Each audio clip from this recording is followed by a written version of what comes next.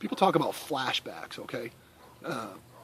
And they describe it as being right back where they were at the time of the event, whatever it was that caused issue for them. Okay, I get that. I've never, well, once, on drugs that were prescribed, I had an instance where I was flipping through a radio, on base nonetheless, and I hit static. And the second I hit that static, it was just like I was in the back of the aircraft downrange, you know, listening to radios crackle and sputter, and then people break through with communications and whatever the case was. So for me, that's the only official flashback that I am willing to say that I've had. It's like a flip book in my head. It's random. It's pictures. You know, think of the old school rotary reels or whatever you want to call them, where things just kind of clickety clickety click all day long, day in, day out, every day of my life, ever since I've experienced them. That's just the way it's gone for me. I've learned to deal with it. It's still confusing. It's still distracting at times, depending on what kind of mood I'm in for the day. But that's my experience with it. You know, let's talk disassociative episodes. I believe that's what they called. I've had a few of those.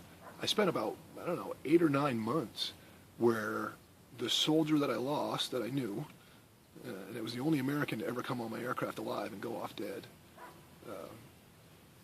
But anyhow, I'd get stressed. I'd go be in a crowded space. It was always a stressful event. If I was in a crowded space, if I was trying to shop, if I was trying to, make myself do something that I was otherwise uncomfortable doing, then, this guy would pop up. He'd stand, 15, 20 meters away from me all the time, just looking at me, never say a word, doesn't move around, or he just stands there. And he's all messed up. He's the way I picked him up. And that was pretty bothersome. But I didn't even tell anybody about it for a few months. I just figured, it's part of the deal. It's going to go away. And it didn't. It just kept getting worse and worse and worse. I think that goes back to the survivor's guilt that a lot of us carry, from seeing our friends and not being able to do everything we could for them. This particular individual, I'm not going to use his name, out of respect for the family, but he was herniated at his brainstem. So, yes, I hooked him up to, the life pack and all that and was working on him. But his vitals were all over the place. To me, in the heat of the moment, he was a salvageable individual. So I was doing everything I could for him. It was a short flight back into EMEDS to the compound. We landed, we got him off. He was my worst, so I sent him out the door first. And then I started helping offload the rest of my casualties.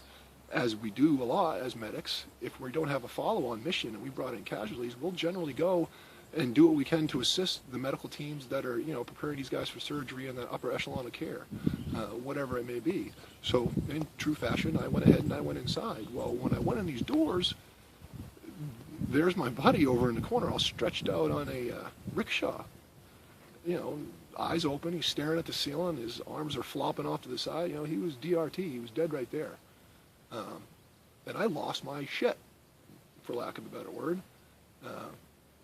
I didn't feel that they'd done anything for him. I wasn't fully aware of what was going on at the time, but I was in the middle of losing it. And as such, I almost got myself in a lot of trouble with my behavior towards the personnel there and the surgeons and whatnot. I guess that's a better story for another time, maybe. But point of the matter is, the stress is real, the issues are real. We all deal with it differently. We're all affected differently. We all present differently. Which brings me back again to the cookie cutter treatment. It doesn't work. It's not one size fits all, folks, and especially not when it comes to drugs. These pharmaceuticals they want to shove down our throats, or the other treatments that they make us go through.